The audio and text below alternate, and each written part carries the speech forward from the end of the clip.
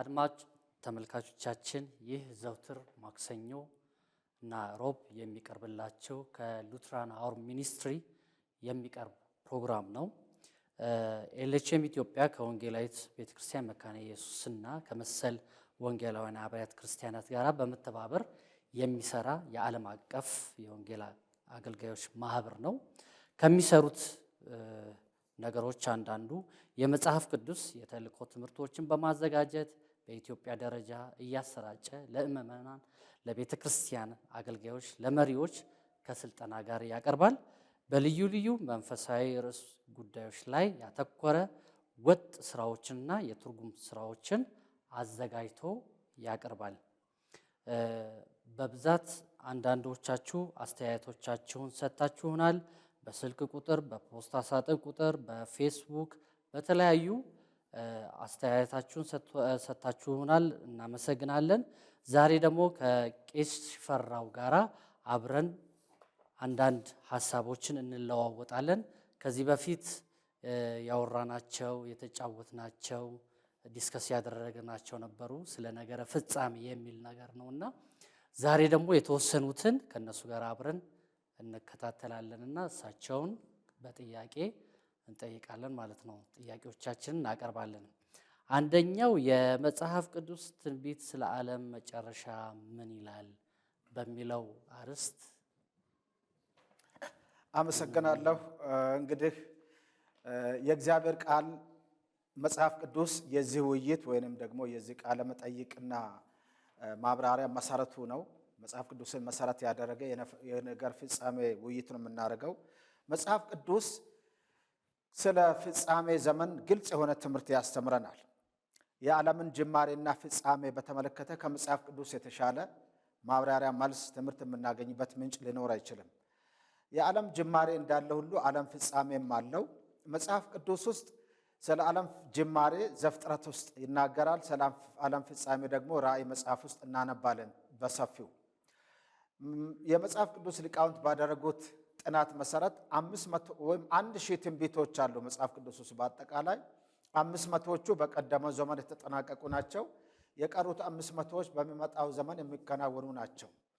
ስለዚህ የመጀመሪያው ቀጥሎ ሊፈጸም ያለው ትንቢት የቤተ ክርስቲያን መነጠቅ ወይንም ንጥቀት እንደሆነ መጽሐፍ ቅዱስ ይነግረናል። አንደኛ ተሰሎንቄ 4 ላይ ጌታን በአየር ለመቀበል ከእነርሱ ጋር በደመና እንነጠቃለን፣ እንዲህም ሁል ጊዜ ከጌታ ጋር እንሆናለን ተብሎ የተጻፈው ትንቢት የመጀመሪያው በሚቀጥለው ዘመን ከሚፈጸሙት የመጽሐፍ ቅዱስ ትንቢቶች የመጀመሪያውና ቀዳሚው ነው። ሌሎች ከዛ በኋላ ነው በተከታታይ የሚፈጸሙት ማለት ነው። እሺ፣ ሌላው ደግሞ በቤተ ክርስቲያን መነጠቅ በክርስቶስ ዳግም ምጽአት መካከል ያለው ልዩነት ምንድን ነው? በብዛት ሰው ይሄንን ያነሳልና ስለዚህ እስቲ ትንሽ መግለጫ ቢሰጡ። አዎ፣ በቤተ ክርስቲያን መነጠቅና በጌታ ኢየሱስ ክርስቶስ ዳግመኛ መመለስ መካከል ልዩነት አለ። ግልጽ የሆነ ልዩነት አለ መጽሐፍ ቅዱስ የሚነግረን። ያንን በጥንቃቄ ማጥናትና መረዳት ተገቢ ነው የሚሆነው። ስለ መነጠቅ ስናነሳ መጽሐፍ ቅዱስ በተለያየ ክፍል አንደኛ ተሰሎንቄ ምዕራፍ 4 ላይ እንዲሁም አንደኛ ቆሮንቶስ ምዕራፍ 15 ላይ ዮሐንስ ወንጌል ምዕራፍ 14 ላይ ከቁጥር 1 እስከ 3 ባለው ክፍል እንዲሁም ራእይ መጽሐፍ ምዕራፍ 4 ቁጥር 1 ላይ የመነጠቅን ትንቢታዊ ክስተት ነው የምነግረን። እንነጠቃለን የሚል ቃል በቃል የተጠቀሰው እርግጥ ነው አንደኛ ተሰሎንቄ ምዕራፍ 4 ቁጥር 16 እና 17 ላይ ነው። ያ መነጠቅ ማለት ጌታ ኢየሱስ ክርስቶስ ከሰማይ የስፍራውን ዝግጅት ካጠናቀቀ በኋላ ቤተክርስቲያኑን ለመውሰድ የሚመጣበት ጊዜ ነው። በመነጠቅ ጊዜ ጌታ ኢየሱስ እስከ ተወሰነው የአየር ክልል ይመጣል። እኛም በሕይወት የምንቀረው ቅዱሳን የኋለኛው መለከት ሲነፋ በቅጽበተ ዓይን በድንገት ተለውጠን የትንሣኤ አካል ካገኙ ቅዱሳን ጋር አንድ ላይ በመሆን ጌታን በአየር ለመቀበል እንነጠቃለን። በመነጠቅ ጊዜ ጌታ ኢየሱስ ወደ ምድር አይደለም የሚመጣው፣ እስከ ተወሰነው የአየር ክልል ይመጣል። እኛንን ጌታን በአየር ለመቀበል ከዚህ የምንነጠቀው። ዳግመኛ ምጽአቱ ደግሞ ጌታ ቤተክርስቲያኑ ከምድር ላይ ነጥቆ ወደ ሰማይ ቤት ከወሰደው በኋላ ለ7 ዓመት ቆይተን ከ7 ዓመቱ የሰማይ ቆይታ በኋላ ዳግመኛ ተመልሰን ከክርስቶስ ጋር እንመጣለን። መጽሐፍ ቅዱስ ማቴዎስ ምዕራፍ 24 ላይ እንዲሁም ደግሞ ማርቆስ 13 ላይ እንዲሁም ደግሞ ሉቃስ ምዕራፍ 21 ላይ እንደምነግረን በሌሎች ክፍሎችም ጌታ ኢየሱስ በተለይም በራእይ ምዕራፍ 19 ላይ በግልጽ እንደተጻፈው ከቅዱሳኑ ጋር በታላቅ ኃይል በታላቅ ክብር የጌታዎች ጌታና የነገሥታት ንጉሥ ሆኖ ይመጣል። ያ ማለት በዓለም ላይ ያሉ ኃጢአተኞችን ከምድረ ገጽ ለማስወገድ የ7 ዓመቱንም ታላቅ የመከራ ጊዜ እልባት ለመስጠትና በእርሱ የሚያምኑትን የመከራ ዘመን ቅዱሳን ለመታደግ ነው። ከቤተ ክርስቲያን ጋር ነው ከሰማይ ዳግመኛ ተመልሶ ወደ ምድር የሚመጣው። ዳግመኛ ተመልሶ የሚመጣው ጠላቶቹን በሙሉ የእግሩ መረገጫ ለማድረግ የሺህ ዓመት መንግስቱን በምድር ላይ ለመመስረትና እንዲሁም ደግሞ ሰይጣንን ወደ ጥልቁ ለ1000 ዓመት እስራት ለመላክ ነው። ምድርን ለ1000 ዓመት ለማስተዳደር ነው ዳግመኛ ተመልሶ የሚመጣው። ስለዚህ በመነጠቅ ጊዜና በክርስቶስ ዳግመኛ መመለስ ጊዜ ግልጽ የሆነ ልዩነት ስላለ ይህንን መረዳት በጣም ጠቃሚ ይሆናል ማለት ነው። ኦኬ እሺ፣ ቴንክ ዩ። ታላቁ መከራ ወይም 7ኛው ሱባኤ ምንድን ነው? የሚፈጸመውስ መቼና እንዴት ነው? እነማንን ይመለከታል? አጨራረሱስ ምን ይመስላል? ባለፈው ይሄንን አውርተን ነበርና ከእርሶ ጋራ ብዙዎች ይሄንን ጥያቄ ካነሱት ሐሳብ አንዱ ስለሆነ ይሄንንም ገለጽ አድርገው እንትን ቢሉልን። ስለ ታላቁ መከራ መጽሐፍ ቅዱስ ግልጽ የሆነ ማብራሪያ፣ ትንተና፣ መግለጫ ይሰጠናል በጥንቃቄ ያጠና ነው እንደሆነ። በተለይም 7ኛው ሱባኤ በመባል የሚታወቀው በነቢዩ ዳንኤል ምዕራፍ 9 ላይ የተጻፈው ትንቢት ነው። ከዛ ይጀምራል የ7ኛው ሱባኤ ወይም ታላቁ መከራ ትንቢታዊ አፈጻጸም። በተለይም አይሁዶች ላይ ነው የሚፈጸመው 7ኛው ሱባኤ። 69 ሱባኤ ከዚህ በፊት ተጠናቀዋል። 7ኛው ሱባኤ 7 ዓመት የሚፈጅ ዘመን ይመጣል። የያዕቆብ መከራ የተባለው ነው። ጌታ ኢየሱስም ስለዚህ ትንቢት በግልጽ ተናግሯል። ማቴዎስ 24 ላይ እግዚአብሔር ከፈጠረው ከዓለም ፍጥረት ጀምሮ እስከ ዛሬ ድረስ ያልሆነ ከእንግዲህም ከቶ የማይሆን ታላቅ መከራ በዓለም ሁሉ ይሆናል። ጌታስ እነዚያን ወራቶች ባያሳጥር ሥጋ የለበሰ ሁሉ ባልዳነም ነበር። ነገር ግን ስለተመረጡ ሰዎች ቀኖቹን አሳጠረ ብሎ ጌታ የተናገረው ትንቢት የሚፈጸምበት ጊዜ ነው። ያ የሚከሰተው መቼ ነው? ልክ ቤተክርስቲያን ከምድር ላይ ከተነጠቀች በኋላ የ7 ዓመቱ ወይም ታላቅ መከራ ወይም 7ኛው ሱባኤ በመባል የሚታወቀው አይሁዶች ላይና በምድር ላይ በቀሩት አሕዛብ ሁሉ ላይ የሚፈጸም ነው የሚሆነው። የእግዚአብሔርን መለኮታዊ ቁጣ የሚያስተናግድ ዘመን ነው የሚሆነው። ያ ዘመን በተለይም 21 መቅሰፍቶች በራእይ መጽሐፍ ከምዕራፍ 6 እስከ 19 ባለው ክፍል በዝርዝር ተጽፎ እንደምናገኘው 21 መቅሰፍቶች ማለትም 7 የማኅተም ፍርዶች፣ 7 የመለከት ፍርዶች፣ 7 የጽዋ የእግዚአብሔር ቁጣ ጽዋ ፍርዶች ወይም 21 መቅሰፍቶች የመለኮታዊ ቁጣ መገለጫ የሆኑ ፍርዶች በዓለም ላይ የሚከናወኑበት ጊዜ ነው። የዓለም ሕዝብ በቢሊዮኖች የሚቆጠር ሕዝብ የሚያልቅበትም ጊዜ ነው። ስለዚህ በዚያን ዘመን አይሁዶች በታላቅ መከራ ተቀጥቅጠው በክርስቶስ የሚያምኑበት ጊዜ ነው። ከአይሁዶችም 1/3 ነው መጽሐፍ ቅዱስ በተለያየ ክፍል ለምሳሌ ትንቢተ ዘካርያስ እንደምናነበው በክርስቶስ በመሲሁ የሚያምኑ አይሁዶች የሚድኑበት ጊዜ ነው። አይሁዶችን ለማዳን ከአሕዛብም በክርስቶስ የሚያምኑትን በመንግሥት ወንጌል ሲሰበክ የሚያምኑትን ብዙዎችን ለመዋጀት ኃጢአተኞችን እግዚአብሔር በመለኮታዊ በቃል ለመደምሰስና ከምድረ ገጽ ለማጥፋት የሚጠቀምበት የበቀልም ዘመን ነው። ምክንያቱም የተጻፈ ሁሉ እንዲፈጸም ይህ የበቀል ዘመን ነው ተብሎ ተጽፏል። ሉቃስ 21:22 ላይ ጌታ ኢየሱስ ክርስቶስ በታላቅ ክብር በእሳት ነበልባል ከሰማይ ሲገለጥ እግዚአብሔርን የማያውቁትን ለጌታችንም ለኢየሱስ ክርስቶስ ወንጌል የማይታዘዙትን ይበቀላል ተብሎ የተጻፈው ቃል 2ኛ ተሰሎንቄ 1:8 ላይ ቃል በቃል የሚፈጸምበት የመለኮታዊ በቀል አጀንዳ የሚከናወንበት ጊዜ ነው ታላቁ መከራ የሚባለው። 7ኛው ሱባኤም በመባል ይታወቃል። አይሁዶችን ነው የሚመለከተው 7ኛው ሱባኤ። አይሁዶች በታላቅ መከራ የሚያምኑት የሚድኑበት በክርስቶስ አምነው የማያምኑትም የሚወገዱበት የሚጠፉበት ዘመን ነው። ስለዚህ የታላቁ መከራ ዓላማውም አፈጻጸሙም ይሄንን ነው የሚመስለው ማለት ነው። እሺ፣ ሌላው ከዚህ ጋር በተያያዘ በታላቁ መከራ ወቅት የወንጌል ስብከትና የሚድኑ ሰዎች ሁኔታ ምን ይመስላል? ወንጌሉንስ የሚሰብኩት እነማን ናቸው ብለው ያስባሉ? በታላቁ መከራ ወቅት ለ7 ዓመት በሚቆየው በዛ በ7ኛው ሱባኤ ውስጥ ወንጌል ይሰበካል። አሁን በቤተ ክርስቲያን ዘመን የሚሰበከው ወንጌል የጸጋ ወንጌል ነው የሚባለው፣ the gospel of the grace። ነገር ግን ቤተክርስቲያን ከምድር ላይ ከተነጠቀች በኋላ ወይም የጸጋው ዘመን ከተጠናቀቀ በኋላ በሚከሰተው የመከራው ዘመን ወንጌል ይሰበካል። ጌታ ኢየሱስ ስለዚህ ወንጌል እንዲህ ብሎ ትንቢት ተናግሯል። ማቴዎስ 24:14 ላይ ለአሕዛብም ሁሉ ምስክር እንዲሆን ይህ የመንግስት ወንጌል በዓለም ሁሉ ይሰበካል፣ በዚያን ጊዜም ፍጻሜ ይሆናል ብሎ የተናገረው ትንቢት ያኔ ነው የሚፈጸመው። የመንግስት ወንጌል ነው ያኔ የሚሰበከው፣ the gospel of the kingdom። ስለዚህ እነማን ይሰብካሉ ያንን የመንግስት ወንጌል? 144,000 ከአይሁድ የሚድኑ ወንዶች ቃሉ እንደምለው ለመዳንም ለወንጌል ስርጭትም ይታተሙና ሁለቱ ምስክሮች እነሱን የማዳንና የወንጌልን ስርጭት ለማድረግ ያትሟቸዋል። ኤልያስና ሙሴ ሊሆኑ ይችላሉ። ራእይ 11 ላይ እንደምናነበው እነዚያ ምስክሮች 144,000 የሚሆኑ ከአይሁድ ከየነገዱ 12,000 የዳኑትን ለደህንነትም ለወንጌል ስርጭትም በዓለም ዙሪያ ሁሉ ታተመው ይሰማራሉ። ለአሕዛብም ሁሉ ምስክር እንዲሆን ይህ የመንግስት ወንጌል በዓለም ሁሉ ይሰበካል የተባለው ያን ጊዜ ነው የሚፈጸመው ትንቢቱ። ስለዚህ አሕዛብም አይሁድም አንድ ሰው ሳይሰማ እንዳይቀር በመጀመሪያዎቹ 3 ዓመት ተኩል በ7 ዓመቱ መከራ ወቅት በዓለም ሁሉ ተሰማርተው እነዚያ 144,000 ወንጌልን ይሰብካሉ፣ የመንግስትን ወንጌል። ከዚያም የሚያምኑቱ ይድናሉ። ነገር ግን በታላቅ መከራ፣ በስለት፣ በረሃብ፣ በመቅሰፍት እንዲሁም በአውሬው ቁጣ የሚያልቁ ቅዱሳን ናቸው። በታላቁ መከራ ወቅት የመንግስትን ወንጌል የሚያምኑት ይድናሉ፣ ነገር ግን በሰማዕትነት ወደ ሰማይ ይወሰዳሉ። ስለዚህ የሚድኑ ሰዎች ሁኔታ እንዳሁኑ እንደ ቤተክርስቲያን ዘመን በየስፍራው ተሰብስበው የሚያመልኩ ሳይሆኑ በታላቅ ሰማዕትነት ወደ ሰማይ የሚወሰዱ ናቸው የሚሆኑት። እነዚህ ከየት የመጡ ናቸው ተብሎ በሰማይ መነጋገሪያ የሚሆኑት እነዚህ ናቸው። ማንም ሊቆጥራቸው የማይችል እጅግ ብዙ ቁጥር ያላቸው ቅዱሳን፣ የመከራው ዘመን ቅዱሳን የመንግስት ወንጌል ሰምተው ይድናሉ። የሚሰብኩት ደግሞ እነዚያ 144,000 የአይሁድ ወንጌላውያን ናቸው ማለት ነው። ሌላው ደግሞ በብዛት ባለፈውም አንስተነው ነበረ፣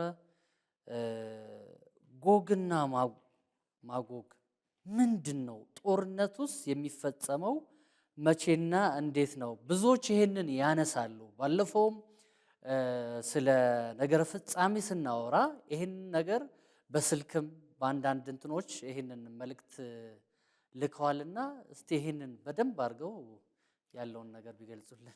ጎግና ማጎግ ማለት መጽሐፍ ቅዱስ ውስጥ በግልጽ የተጠቀሰ በተለይም በትንቢተ ሕዝቅኤል ምዕራፍ 38 እና 39 ላይ የተገለጸ ገና ወደፊት ሊፈጸም ያለ ትንቢት ነው። ጎግ ማለት መሪ አለቃ ማለት ነው ትርጉሙ። ማጎግ ማለት ህዝብ ወይም አገር ማለት ነው። ቃል በቃል ይህንን በዘመናችን ከየትኛው አገርና ህዝብ ጋር ነው ማገናኘት የሚቻለው? በጣም ግልጽ ነው። ከራሽያ ወይም ከሩሲያ ጋር ነው የሚገናኘው። ጎግ የሩሲያ መሪ ጎግ ይባላል። በሩሲያ ዙሪያ ወይም ከሩሲያ በስተደቡብ ያሉ አገሮች፣ እነዚህ መካከለኛ ምስራቅ የሚገኙ እስላም አገሮች፣ ምስራቅ ሰሜን ምስራቅ አፍሪካንም ጨምሮ በማጎግ የሚመደቡ ናቸው። እጅግ በጣም ብዙ ቁጥር ያላቸው አይሁዶችን ለመደምሰስ ወታደራዊ ዝግጅት አድርገው በመካከለኛ ምስራቅ በሩሲያ መሪነት አይሁድን ኑ እንደምስሳቸው በምድር ላይ መታሰቢያ እንዳይኖራቸው ተብሎ መዝሙረ ዳዊት ምዕራፍ 83 ላይ ትንቢተ ዳንኤል 11 ላይ በተጻፈው ትንቢት መሰረት በዋናነት ዓላማቸው አይሁድን ለመደምሰስ ነው። አይሁዶች አሁን በአገራቸው ተደላድለው ይኖራሉ። ከ1948 ዓ.ም ጀምሮ በዓለም ዙሪያ ከተበተኑበት ተደላድለው ይኖራሉ። በጣም ሀብታም፣ የበለጸገ፣ ያደገ በጦር መሳሪያም፣ በሳይንስም፣ በእርሻም፣ በልማትም፣ በሳይንስም እጅግ የመጠቀች አገር ሆናለች። ይህቺ ነገር ለመደምሰስ ህዝቡን ለማጥፋት ነው የጎግና ማጎግ ጦርነት። መቼ ነው የሚከሰተው? ልክ ቤተክርስቲያን ከምድር ላይ ከተነጠቀች በኋላ የ7 ዓመቱ ታላቅ መከራ ሲጀመር በታላቁ መከራ የመጀመሪያው ክፍል ነው። ራእይ ምዕራፍ 6 እና 7 ላይ ስናነብ የጎግና ማጎግ ጦርነት የሚፈጸምበትንም ነው የሚያገናኘው። ስለዚህ በራእይ ምዕራፍ 6 ላይ እንደምናነበው የዓለም ህዝብ 1/4 የሚደመሰስበት ጊዜ ነው ጦርነቱ።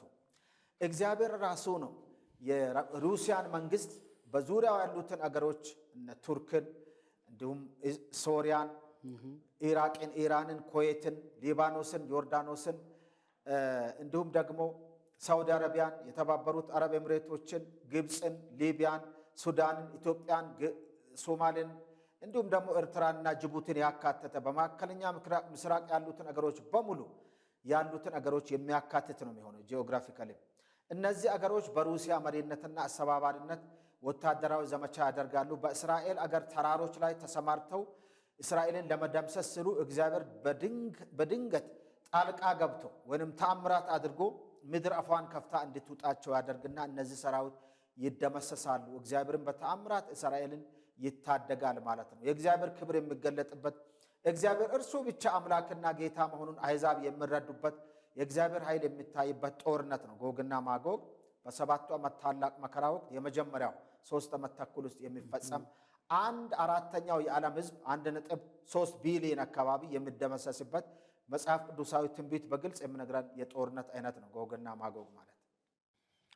በጣም አመሰግናለሁ። ስለዚህ ይሄንን እንደዚህ ብለን ስናወራ እስቲ ያሉትን ነገሮች ሰምራይዝድ ብናደርጋቸውና ያሉትን ሀሳብ ትንሽ ጠቅለል አድርገው ለአድማጮቻችን ለተመልካቾቻችን ትንሽ ቀንጨብ የሚያደርግ ሀሳብ።